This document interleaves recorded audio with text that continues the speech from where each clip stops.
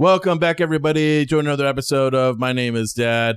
We are back for the 2026 football season and the end of baseball season. But before we get started, let's just talk about the sponsor, which is Point B Grading and Turfgrass Maintenance, LLC. Been busy lately, doing a lot of sports fields. Just did a total rebuild of a softball field and a soccer field.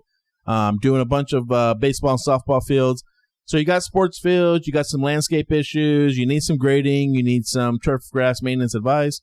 Go ahead and look us up at pointbgrading.com and send us an email at pointbgrading@gmail.com. All right, we are back. My name is Dad. We're talking sports, we're talking football, and as always, in studio, Mr. Brody Benson. What's up? What's up? What's up? All right, this might be actually kind of a longer episode. We got a lot to talk about. We took an extended break, but we got a lot to talk about. Now we are at school is just starting. We are in the MLB playoff pennant race. The trade deadline just happened. So let's talk about our Arizona Diamondbacks. What is going on? How's the season looking? What's going on now? The Arizona Diamondbacks only made one trade at the trade deadline. Now they're clearly in the playoff hunt. Right now, I think they're like either tied or they're second for the second wild card spot. So they're looking pretty good. I mean, they're playing well. They just beat the Dodgers again today. Won the series, yeah. So they trade for a left-hitting outfielder. They clearly need a first baseman. But the big thing coming out of the trade deadline is that the Dodgers trade for Derek Struble, who won the Cy Young last year in the AL. Won it 2 years in a row. Yeah, for a starting pitcher for the Detroit Tigers. They just trade for him. They don't actually give him. They give a couple prospects and they get this guy. But apparently it's like the end of the world for the Diamondbacks to make a deal. But the Dodgers can make a deal willy-nilly, no big deal. So the first question is, how do we feel about the D-backs? How do we feel about their chances this year? What's going to happen? How we figure they're going to end the season? What's going on with the Diamondbacks? I think they're pretty good. I mean, we're going to get Corbin Burns back. Yeah. We're going to get Justin Martinez, our closer, back. And I don't know. The offense is playing pretty good, and I think the whole team is playing pretty good. And we're just starting to get healthy again. Mike Soroka is coming back. He was playing pretty good till he got hurt. And AJ Pug's coming back in our bullpen. And I think I wanted them to trade for a first baseman.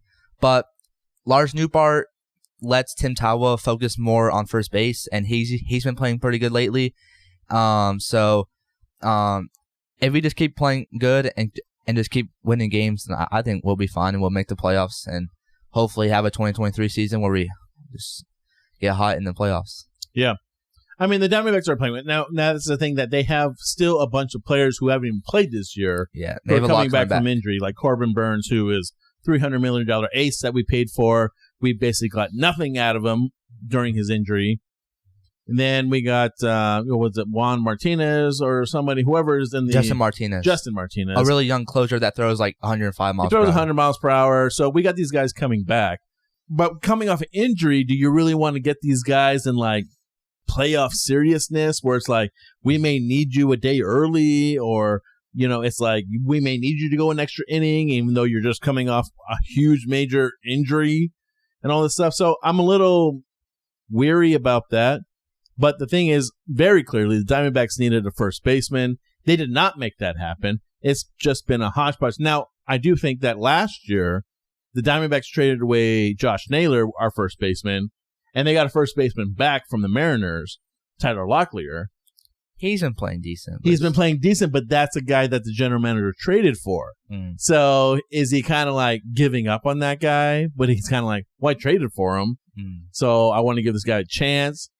But then the other thing I just heard was that whoever the Yankees traded for, Luis Garcia Jr., or whoever it is now playing first base for the Yankees, and they benched Paul Goldschmidt. And I was like, we couldn't go get Paul Goldschmidt, who's on like a 1 year, $4 million deal.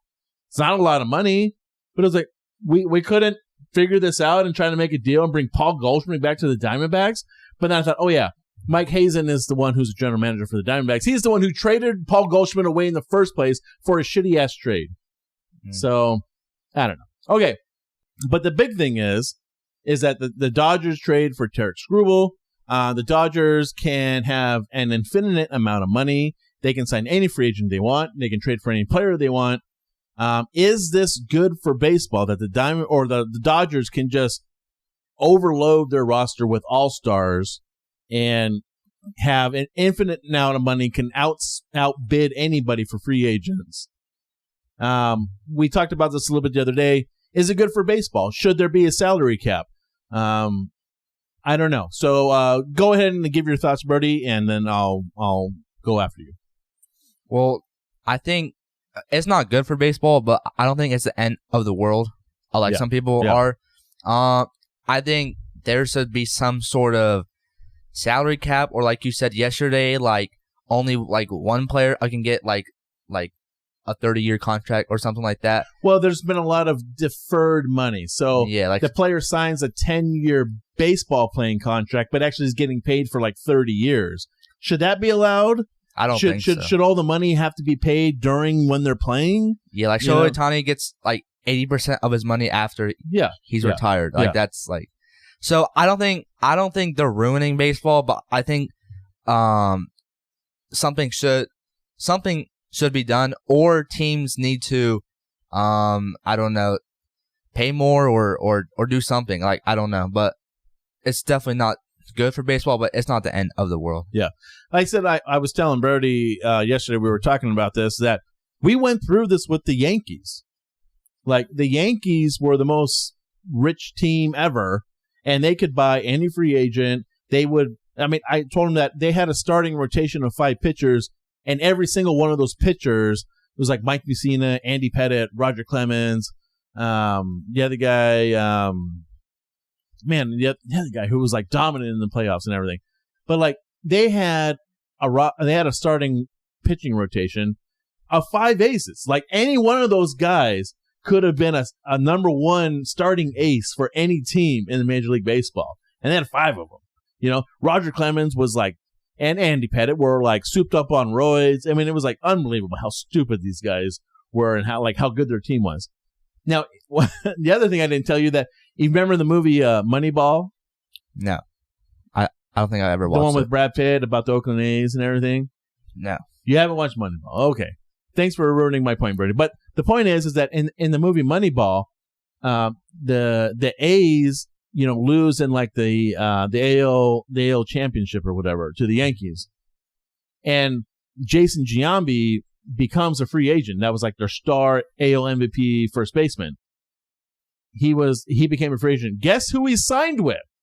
The Yankees? The New York Yankees. And that was based on why the whole movie happened. The Moneyball thing happened because Jason Giambi went to the Yankees and they had to replace him. They couldn't afford him.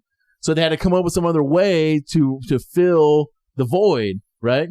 But again, that was the time where the Yankees just bought everybody. It was like you became a free agent and you were worth $100 million. You went to the Yankees. Yep, that's how it was. But I think over time, like we're saying, those contracts are going to catch up to people. Those players, you're going to be paying $25 million a year for a player who is now 40 years old and cannot quite do what he used to do. But the Dodgers are able to keep paying players because they're deferring money.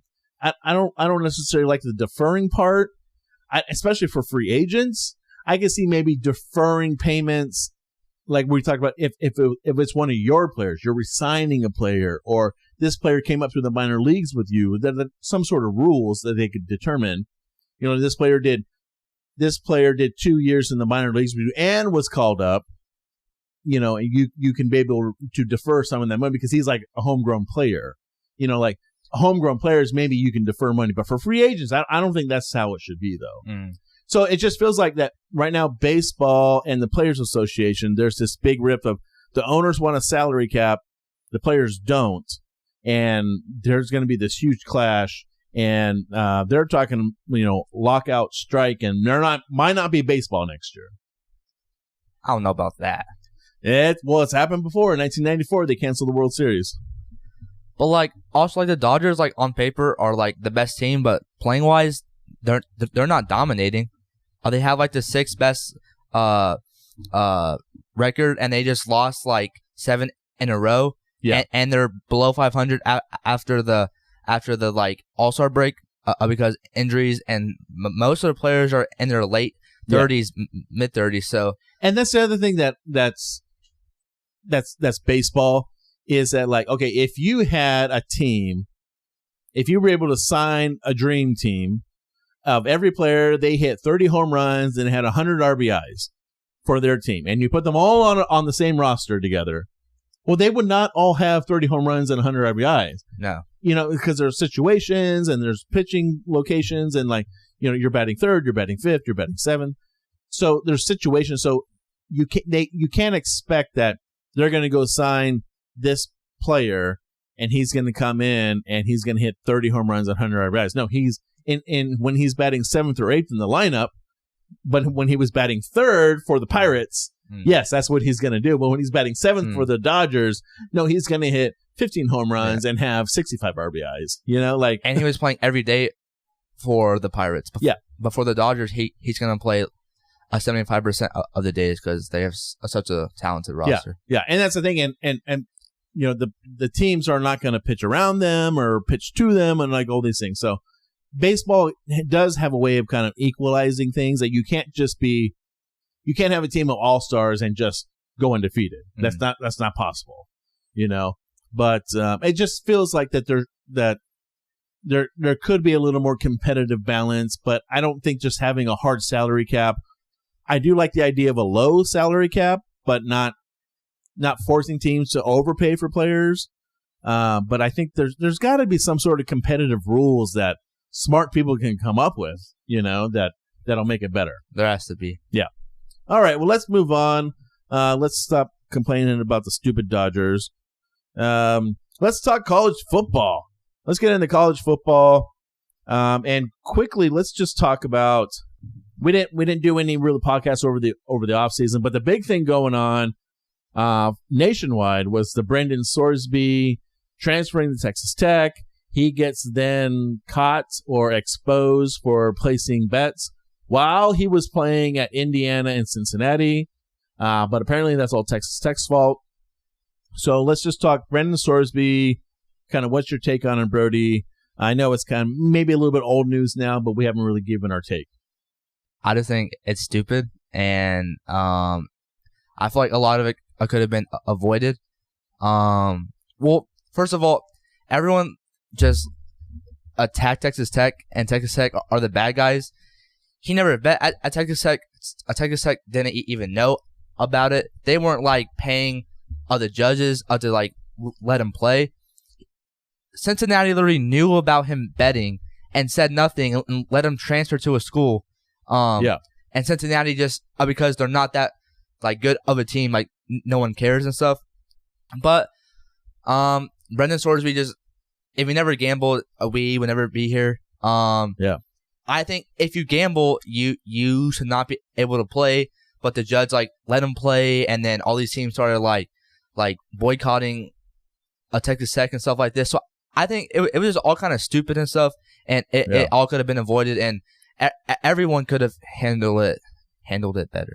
Well, it just seems like every athlete should know that gambling on any kind of sports betting in general, is very, very risky and could blow up in your face, right? Now, the other thing is, Texas Tech takes this guy in as a transfer. All this gets exposed. It probably gets exposed because it gets leaked from Cincinnati or in Indiana. Probably. Because they probably knew already, and they just are hating on Texas Tech because we're good now. But the other part is like, why does Texas Tech get blamed for all of this? Well, Texas Tech gets blamed because they were helping Sorsby to go through his legal battles and do all these things. But every team would. I don't think every team would. I think every team should. But I think some teams would just be like, oh, they would just cut ties and send you on your way with no help at all. Where Texas Tech, I think, took the responsibility part of saying, no, we took you in. You're now part of our team. We're going to support you and in any way we can. It's not just that we're just so blindly motivated to win. It was like, no, you're part of our family now, and we're going to support you. And whatever we need to do to help, we're going to try to help. And I think from a recruiting standpoint, that's the kind of team I want. If I were to send Brody to a school and he gets in a little bit of trouble and they're like, cut ties, kick you to the curb, I'm like, then what was all that bullshit lies you were telling me in the recruiting process? I think if you're going to make all these promises for recruiting and say, we're going to take care of your son and he's going to be part of a family, I'll personally watch over him, then you fucking better do it. And I think that's what Texas Tech did. They lived up to their promises to be like, we're going to take care of you. Like, we're going to support you. We're going to do all these things for you. And I think that's why at the end, I 100% believe it was a mutual department that Sorsby was like, I don't know if I just want to do this anymore. And it's hurting the program, and you guys helped me out so much and all these things. So for one point, I think it looks good on Texas Tech that they did that, even though all the other schools are all mad about it. But I think that's where I'd want to send one of my kids, to a school who's going to support my child. Let's say you, like back in the day, you had a little marijuana charge, and what the school was like, suspended, you're kicked off the team, see you later. I'm like, what? Or like, hey, you know what? We're going to support you. We're going to help you through the legal process. We're going to see, maybe there's a punishment. We'll face that. You get what you get. But, we took you in,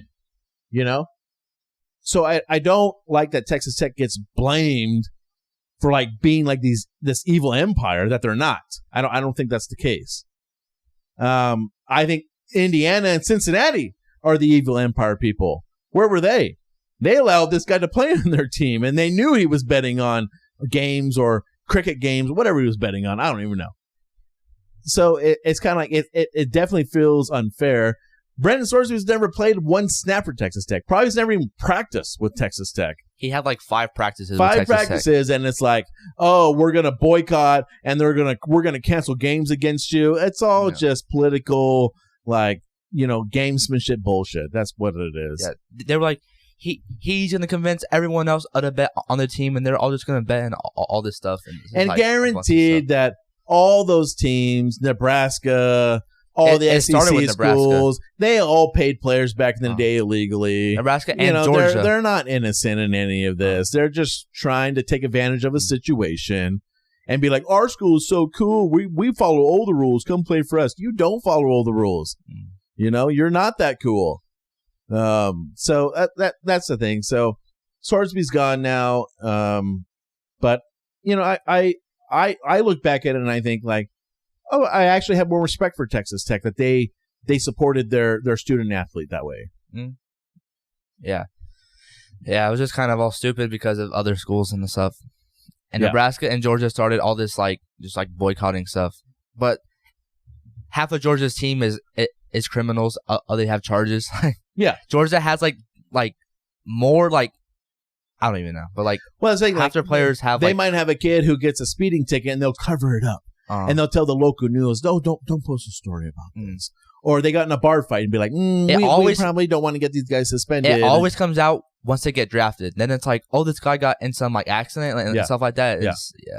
All the time. So they would rather cover it up so the university doesn't. But Texas Tech was out in the open and was like, no, this is our guy and we're going to help him out. And, we're not doing anything wrong. Yeah. They didn't do anything wrong. And it was only a big deal because Texas Tech is good now. Yeah. If he was still at Cincinnati, it would not have been that big of a deal. But now, since Texas Tech is this big bad team, now it's a big deal. Yeah. No, exactly. All right, Brady, let's move on from Sorsby. That's kind of over. He's gone. He can't play in the CFL or the XFL or anything like that. We'll see where he gets drafted this next upcoming draft. They're not having that. They're not having the supplemental draft this year because he was the only player who was going to be in it. He has to wait 2 years and now. the NFL said no. So he's got to wait till April to get drafted. And then the CFL said no to him and stuff. Yeah. So now and see, that's not right either. That's bullshit. Uh-huh. All right. The next thing on my list here is the new Pac-12 coming up in this new football season. We have the Pac-12 conference is back. We have Boise State, Fresno State, San Diego State. I'm only at 3. Oregon State, Washington State, Colorado State, Utah State. Is San Jose State? No, it's not San Jose State. Oh, Texas State are the 8 teams playing football, but they also have a 9th team. The Gonzaga. Gonzaga is basketball only. Isn't Grand Canyon joining the Pac-12? Grand Canyon's in the Mountain West. Oh yeah. They're joining the Mountain West. So Gonzaga is in the Pac-12 for, as far as I know, basketball only. Maybe other sports, just not football. So the Pac-12 is back. What do you think of the Pac-12? Is it good? Is it bad? Are you glad it's back? What are your thoughts on the Pac-12, Brody? To be honest, I don't really care. Oh. It's just another Mountain West team. I don't really care.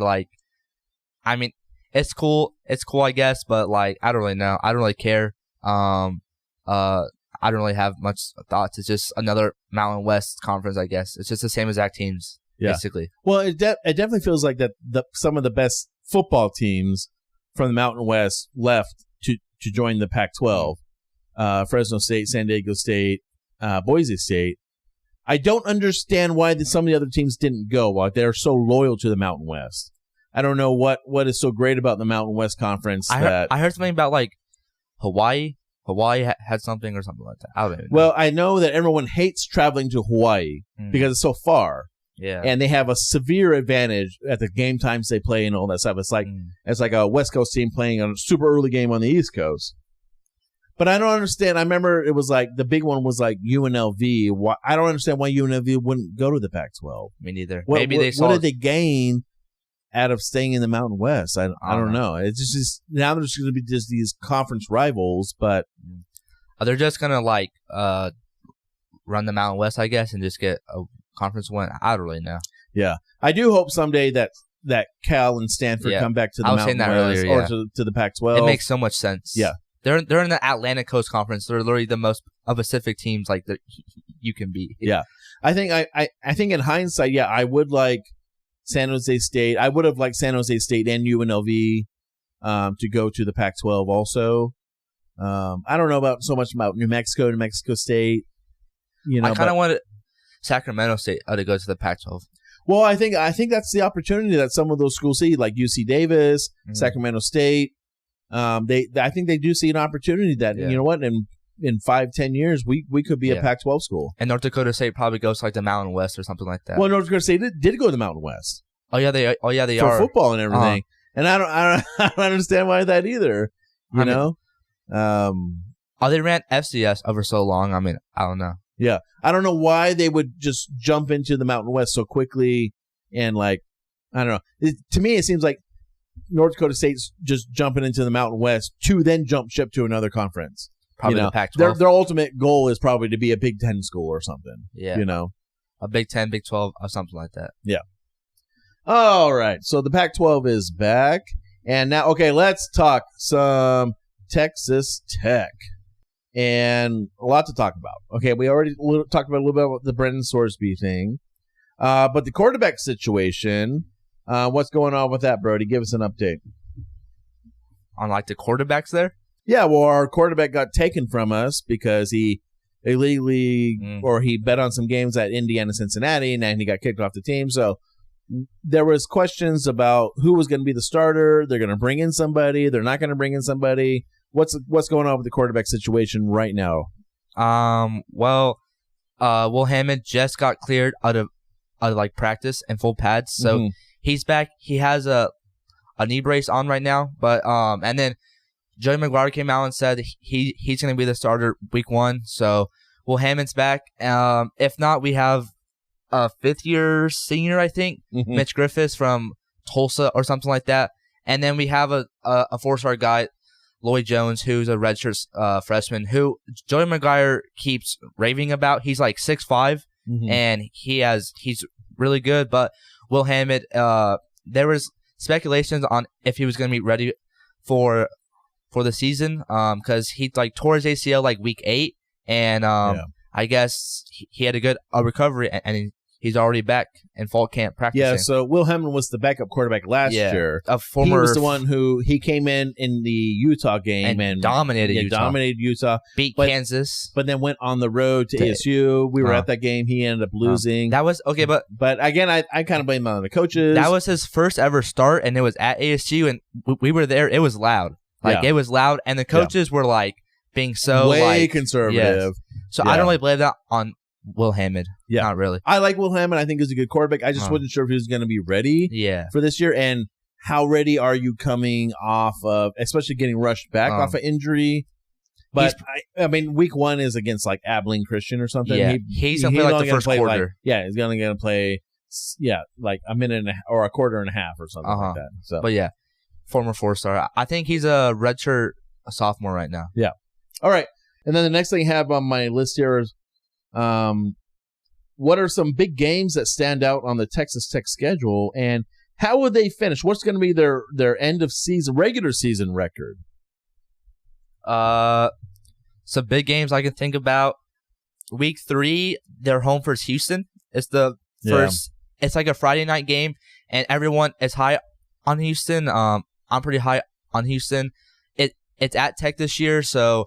Week 3, hopefully Will Hammond is fully recovered by then. Yeah. Then another big game is probably at home against ASU, and then our last 2 weeks, we're at Baylor, and then we're home for TCU, and those are just like rival games. But we don't play Utah or BYU this year, so probably our biggest game is probably that Week 3 versus Houston game.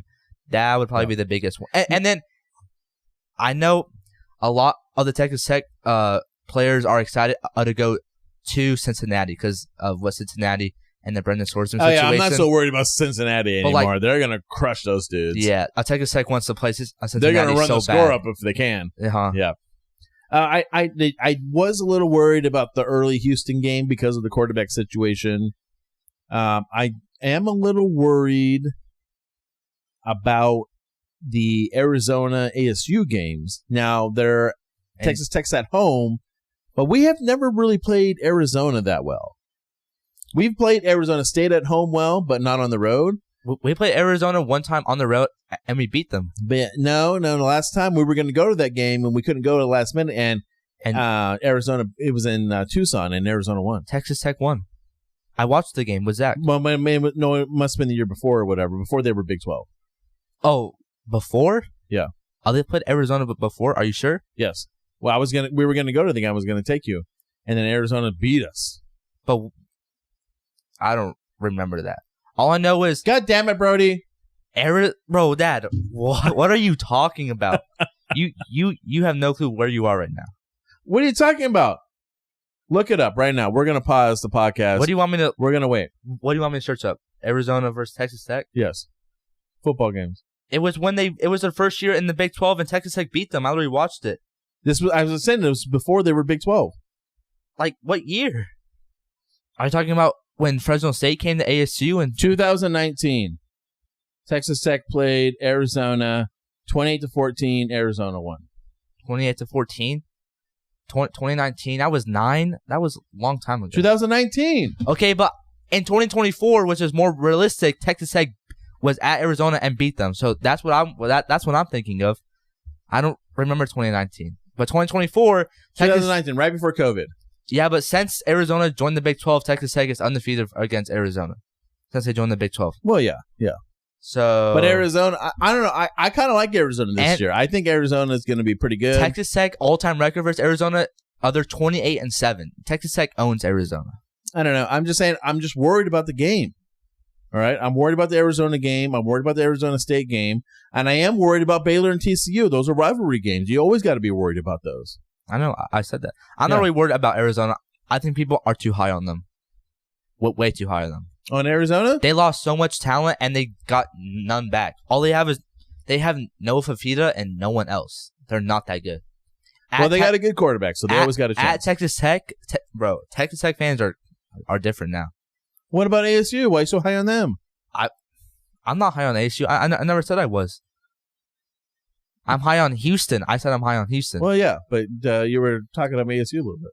ASU, I mean, they're better than Arizona. I think they're like the fourth best team in the Big 12. It probably goes. Actually, no. They're like a Utah. Like, I don't really know. Yeah. I think it goes like Tech, BYU, Houston, and then like Utah, ASU are like in like the same category. Yeah. Well, again, I think. Well, they lost Jordan Tyson and Sam Levitt, and that's all they had. Without Jordan Tyson and Sam Levitt, they were terrible, and they lost both of those players. I'm not too excited for Utah. I still think BYU is really good. So I'm worried for Big 12 championship. I'm worried about BYU.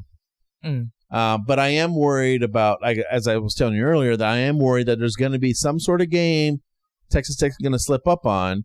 Last year they tried to say it was the Arizona State game, but I'm worried more of the Houston, Arizona, ASU game at home. I'm more that worried they might slip up on, or one of the Baylor TCU games late. Because you lose a game late in the season, that definitely going to hurt. I'm worried about the Baylor TCU games. Yeah. I'm not really worried about Houston or ASU or Arizona. I'm worried about Baylor and TCU. Yeah. No, I would too. Just because it's a rivalry and anything can happen in a rivalry. Yeah. Okay, let's take a look at the preseason top 25. I have it up already. You have it? Well, then you announce what it is, Brody. Do you want to start from 25 or from yeah, go ahead from 25 all the way up. Just all right. Do it quickly. At 25, we have Missouri. Uh-huh. Number 24 is Houston, who we were talking about. Mm-hmm. Number 23 is Clemson. I don't really get that one. Number 22 is Iowa. They're always good. Number 21 is Utah. Number 20 is SMU. Number 19 is Washington. Number 18 is Tennessee. Number 17 is Penn State. Number 16 is Michigan. Number 15 is BYU. Number 14 is USC. Number 13 is LSU. Number 12 is Texas Tech. Number 11 is Alabama. Number 10 is Ole Miss. Number 9 is Oklahoma. Number 8 is Texas A&M. That's way too high. Number 7 is Miami. Number 6 is Indiana. Number 5 is Notre Dame. Number 4 is Texas. Number 3 is Georgia. Number 2 is Oregon. And number 1 is Ohio State. Okay. What are your thoughts on that? My thoughts are that I think the top 5, which goes down to what? You have Ohio State 1, Oregon 2, Georgia 3, Texas 4, and Notre Dame 5. I think those are going to be your top 5 contenders for a national championship. I think, out of respect, we should have put Indiana in the top 5 because they won the national championship last year. We put a team, Notre Dame, that didn't even make it in the top 5, but the team that won it all, and not in the top 5. I don't know. I a little bit like, why is Ohio State 1? They're always 1. They're always number 1. They're always going to be competing. I know, but I don't think they're number 1. As we were talking earlier, Brody, I think this is kind of set up for Texas to kind of do this one. It might come down to a Texas-Ohio State national championship game. I like Notre Dame this year. I mean, I like Notre Dame because, again, I said I like the top 5 for national championship, but it just seems like it's Arch Manning, it's Ohio State. That's what the NCAA wants. That's what all the sponsors want. It's probably going to come down to a Texas and Ohio State national championship game. I like Notre Dame just because, well, first of all, other rosters basically the exact same from when they made it like 2 years ago, except they don't have Jeremiah Love. They have one of the best quarterbacks in the league. They didn't make the playoffs last year, and their team is pissed about that. They have an easy schedule. They've been quiet this whole offseason, and they don't have to play USC this year. And they had like the number 1 transfer portal class. So I think Notre Dame is quietly just lurking in like the little like darkness. And I think they're going to make it far this year. And Larry Fitzgerald's son plays for Notre Dame. He's not going to play. God. But wait. How is Alabama ranked higher than Texas Tech? Well, it's Alabama. It's SEC. Everyone gives them love. Everyone loves on Big Ten and SEC. I think in the end, I'm expecting Tech to be a double-digit win team. So 10, 11, 12. I'm just a little bit more like maybe a 10-2, and that puts them borderline playoff, college football playoff. Now, if they win the Big 12 Conference Championship, then yes. I am just a little, like I said, I'm just trying to stay humble, and I'm thinking more 10-2 rather than 11-1. But 12-0. Brody thinks 12-0. So I'm a little more 10-2. Brody's a little more 12-0. Yes. And I think it would be Texas Ohio State national championship game. I think it's Texas. Actually, nah.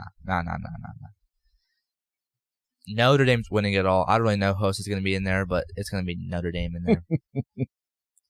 Okay, so I got Texas Tech, maybe, possibly, most likely in the Big 12 Conference Championship game. I mean, it's going to be tight. I think they're going to be 10-2, probably playing BYU in the Conference Championship game. Every year it's always Texas. Oh, Texas. And Texas never does anything. I know. So I just don't want to be high on Texas because it's like this every year. I want to be high on Texas, and then when they fall flat on their face, I'm going to feel really good about it. Well, they have to play Ohio State week 2, so we'll see how they do against them. Okay.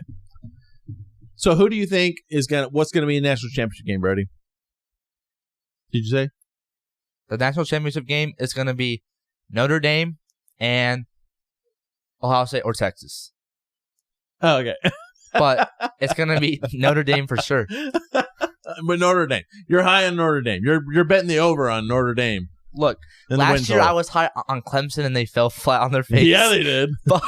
But this year, that's not going to happen. Well, Notre Dame has a super easy schedule, too. Notre Dame is just going to cruise through the regular season. All the SEC and Big Ten teams are going to beat each other up, and they're going to come in there healthy, and they're going to whoop on all those teams, and they're going to make it. I don't know. It just feels like it's just all being set up for Texas this year. Steve Sarkisian, Arch Manning, they got left out of the playoff last year. They thought they should be in when there's no way should have Texas been in the college football playoff. It just feels like there's like this pre-written script, and it's got Texas, Oklahoma in the national championship. You know, you have a underdog team that might make it. I do. You have like LSU maybe, or the two I was actually kind of thinking about. I don't like LSU. I don't want to like LSU. The two teams I was kind of thinking about was possibly USC, and the other one is maybe Oklahoma. Maybe. Because if Oklahoma can beat Texas in the Red River rivalry, and then they can kind of go on a run from there, maybe even lose one game, but they beat Texas, you know, that may put them in a good spot, and they have that John Mateer or whatever, their quarterback, coming back.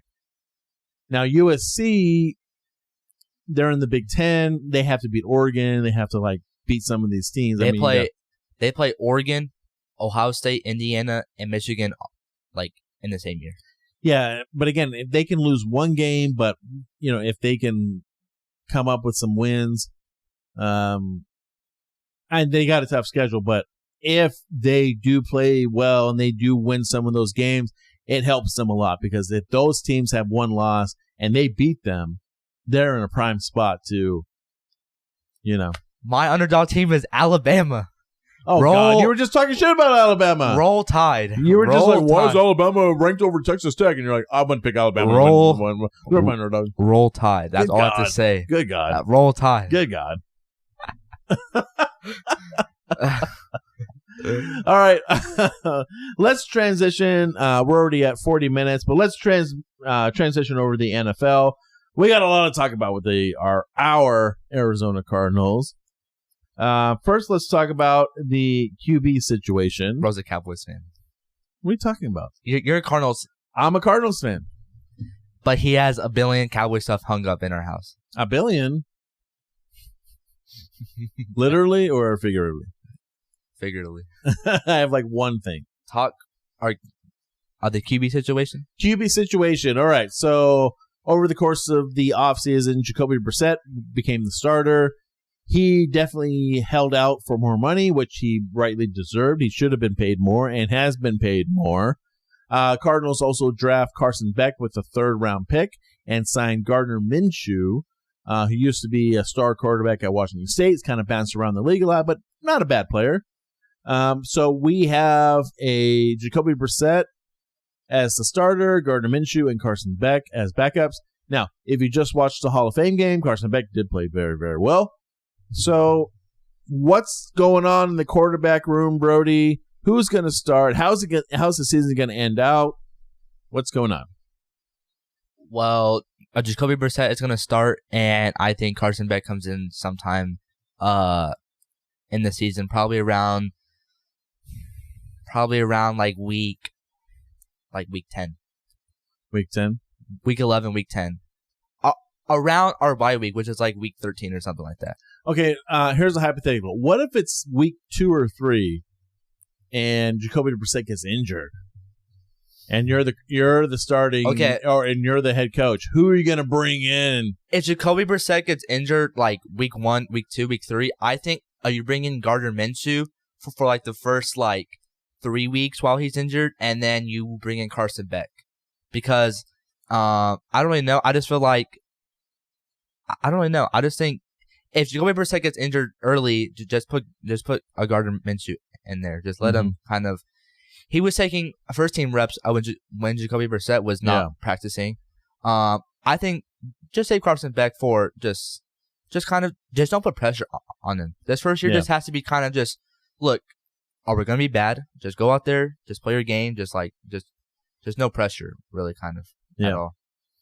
Well, I think that I think if everything goes according to plan, I think you'll probably see Carson Beck around Thanksgiving time, which is like week 13 or something. Yeah, it's like week 13. Yeah, so I think, and that's right around the bye time.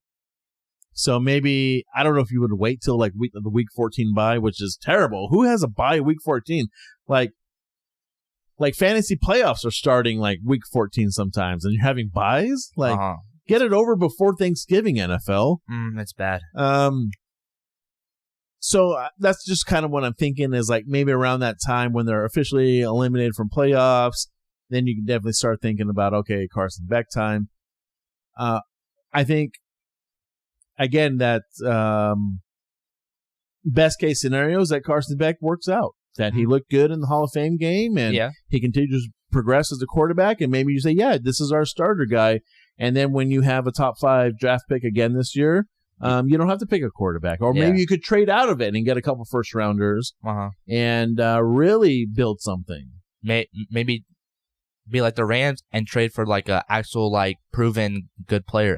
I don't know. Yeah, maybe you get a couple first round picks and then you trade those first round picks for a good player, for like an offensive lineman or a cornerback, receiver or something like that. You know, or someone to go along with Budda Baker. You got a D lineman. Yeah, exactly. So, I like Will Johnson though. Will Johnson looked pretty good. What if you had Will Johnson and sort of a Del Rivas type of, number one corner who could play on an island out there? Yeah. You know what I'm saying? We also need O-lineman. That right side of the O-line is atrocious. I think that's my other thing. If you don't trade the pick, you probably got to take the best O-lineman in the draft. We have a criminal playing right guard for us. Yeah. Our right guard is Isaiah Adams, and he got like a criminal charge in Canada. Yeah. And now is playing for us. So I hate to break the news to you, Brody. Most NFL players are criminals in some sort of way. All right. Maybe not severely, but maybe minor, but, it happens. Well, why? Just why? And you're only, 15, about to turn 16? So you're not technically a criminal yet, but it's coming. Just when I turn a certain age? Yeah, because the cops are going to be coming after you. All right. Dad, why does it say why Marvin Harrison Jr. sucks on here? Why does Marvin Harrison Jr. suck? Because he can't catch the goddamn ball. He's the 3rd pick overall. He's supposed to be the next Larry Fitzgerald. He's supposed to be the next Marvin Harrison, his father. And he struggles catching the ball. It's obvious. He struggles. If I'm the Cardinals head coach, I'm hiring Larry Fitzgerald as our receiver coach. Yeah, okay. What? Okay, look. Marvin Harrison Jr. had a better rookie season than Larry Fitzgerald. Uh-huh. He was on pace to have 1,000 yards, so he got injured his second year, and he didn't even get injured. He chose to go get surgery because our team was so bad and it wasn't going to cost anything. And he has a few drops, and yes, it's bad, but no one's perfect, and he's a pretty good receiver. His first year, he got double teamed on every play because there's literally no one else besides Trey McBride.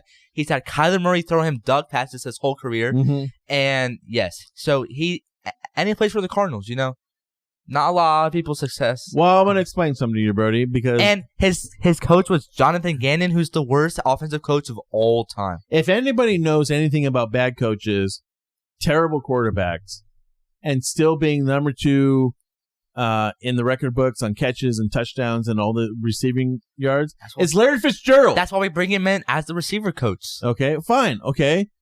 But he can't catch the ball from Marvin Harrison. Now, Marvin Harrison he has the talent. Like, you see, like, he has the talent. The size, the route running, all that. Yeah, and he makes some amazing catches. And he had some good rookie stats and all this stuff. But his drops are atrocious. They are pretty bad. They're bad.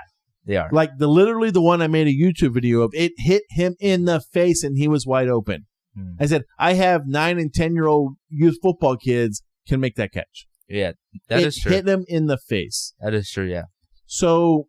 And again, and you think about in that draft, the people who were drafted behind him, like Malik Neighbors.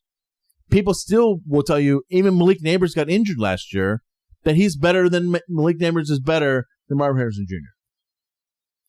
People just kind of hate on Marvin Harrison Jr. Well, when your name is Marvin Harrison, and your dad's a Hall of Famer, and you go 3rd pick in the draft, overall pick, not 3rd round, like 1 pick, 2 pick, 3rd pick, you have high expectations. Mm-hmm. And like how much, he's obviously not living up to it. I would think about how much pressure and stuff he's had to deal with his whole life. Yes, so what? Catch a fucking football when it hits you in the face.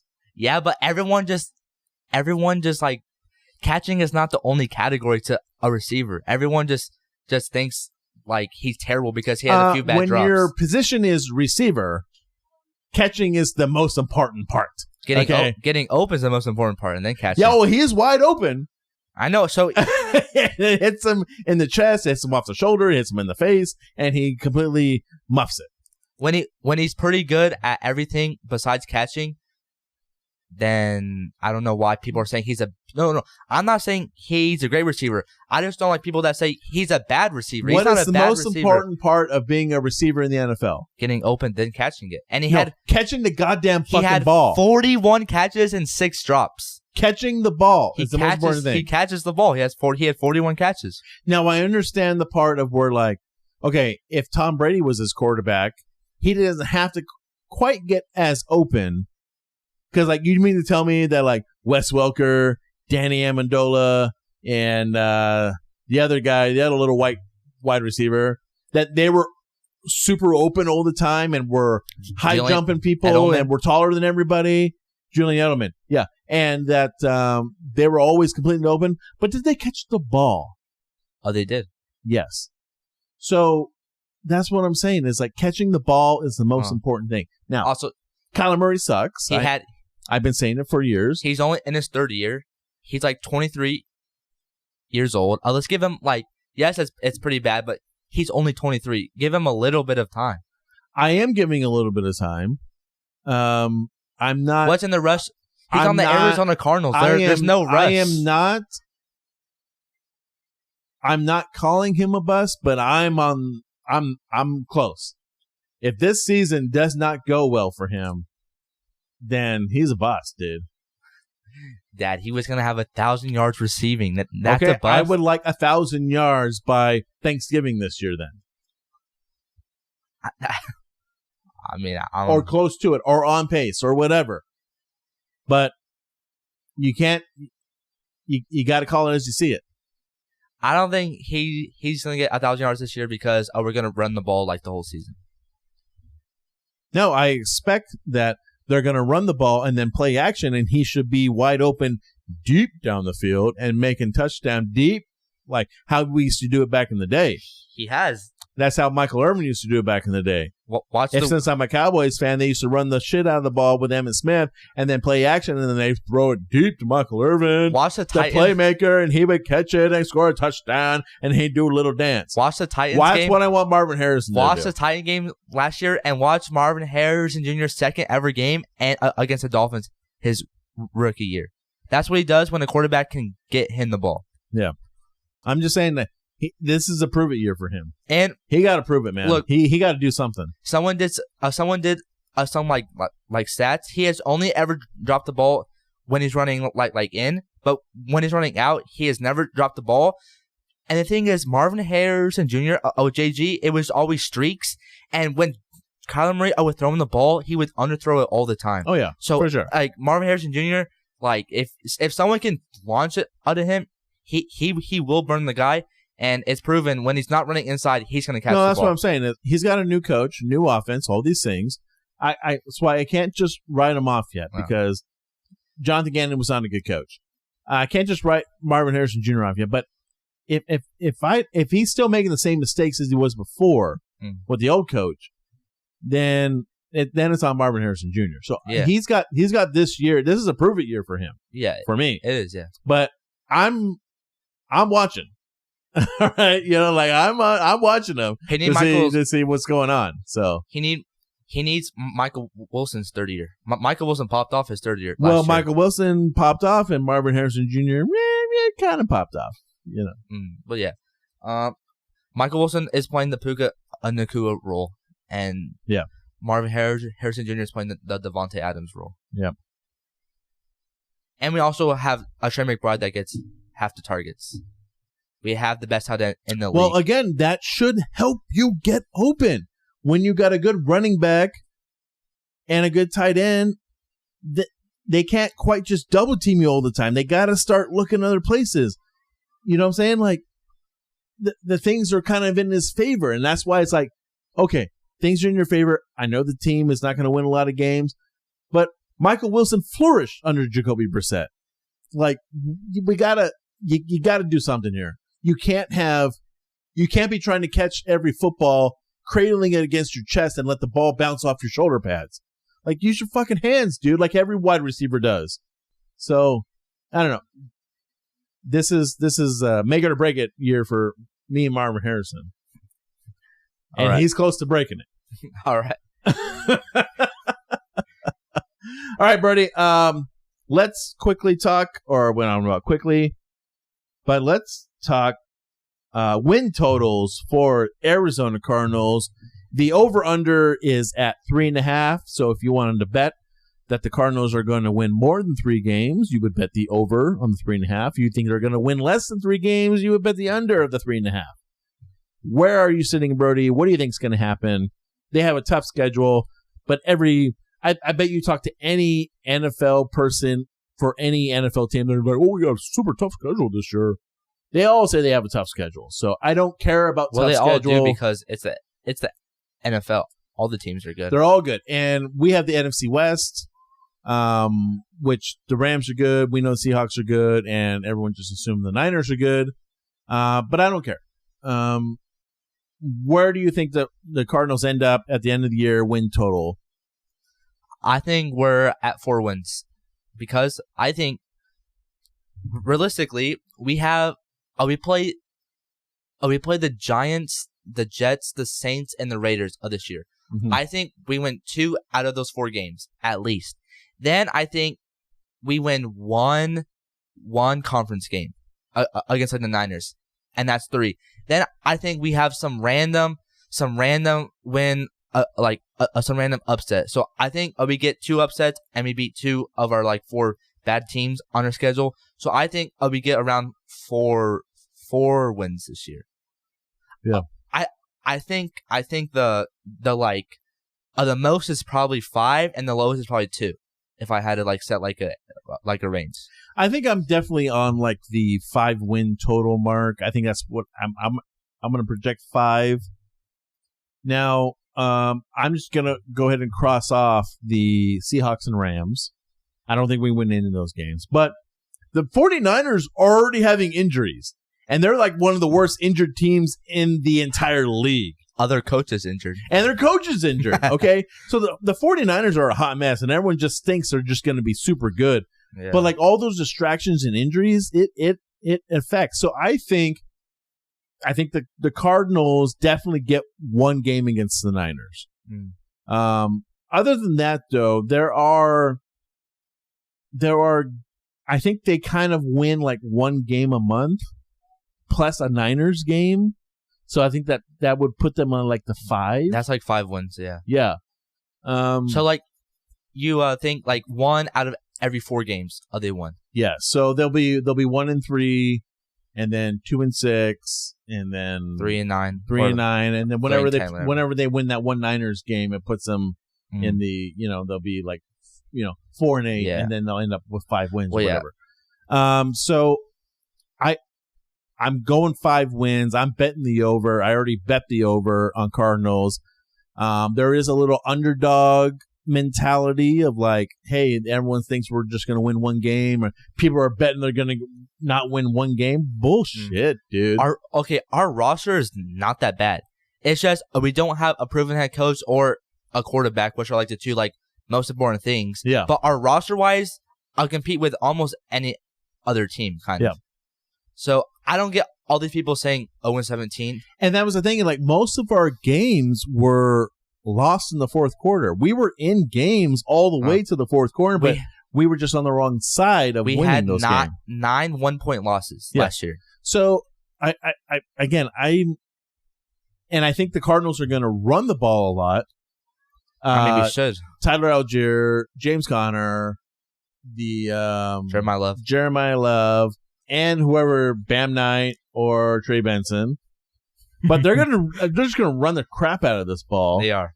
But then they're gonna do play action. It's gonna open Trey Benson. Should open up Marvin Harrison, Michael Wilson, Trey McBride, like all these guys, right? So I don't know. I think I'm putting a lot of faith in Mike LaFleur to kind of get some wins for us here. I mean, I know it's the Hall of Fame game, but he had pretty good play calling in the Hall of Fame game. And he was a Sean McVay OC, and every Sean McVay OC has been a pretty good head coach in the league. Yeah, and any team that runs a fullback, I do kind of appreciate. We kind of have like a fullback kind of. Yeah. And his brother is the Packers head coach, kind of a little bit. Like, I feel like he has a lot of things kind of going for him a little bit, besides a quarterback.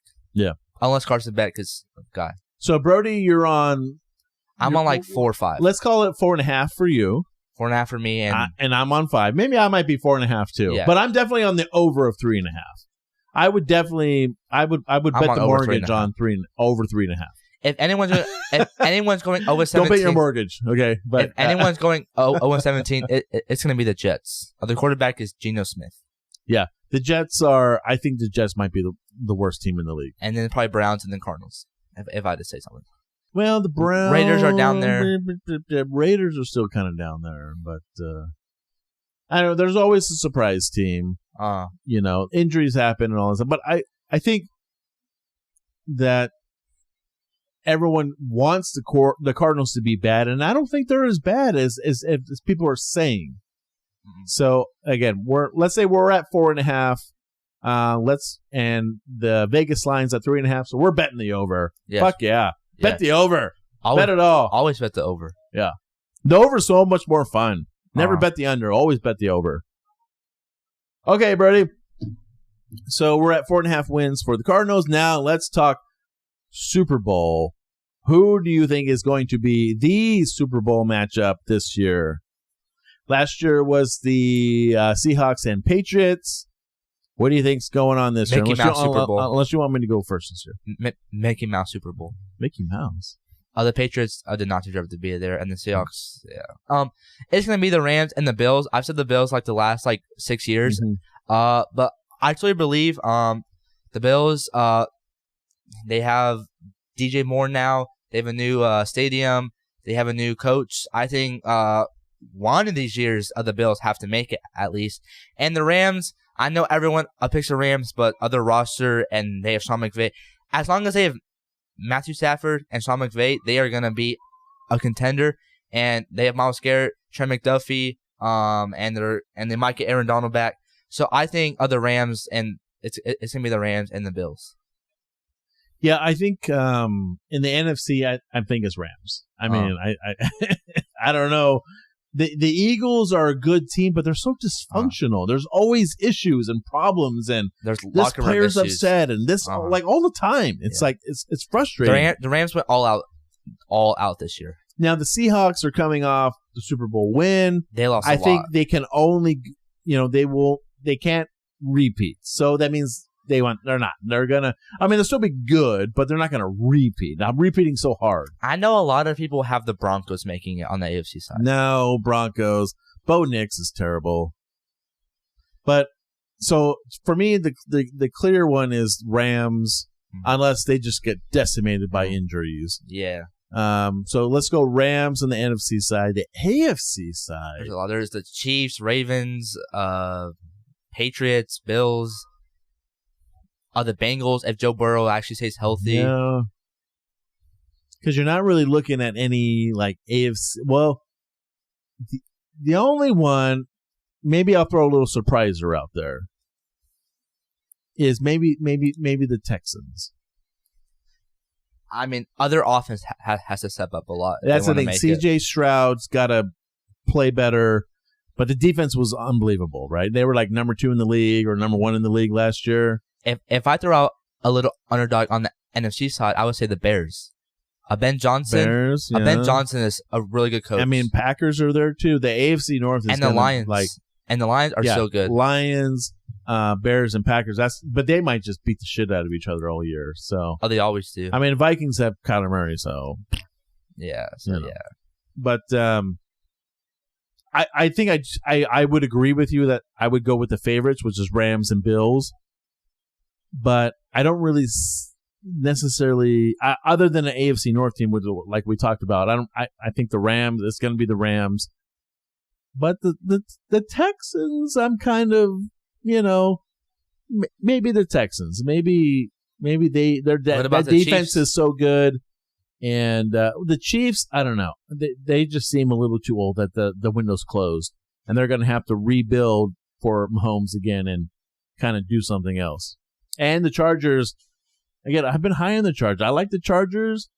I think Harbaugh is excited. I think he thinks this is their year. I don't know why, but I have this big feeling that the Cardinals are going to upset other Chargers week 1. I don't know what it is.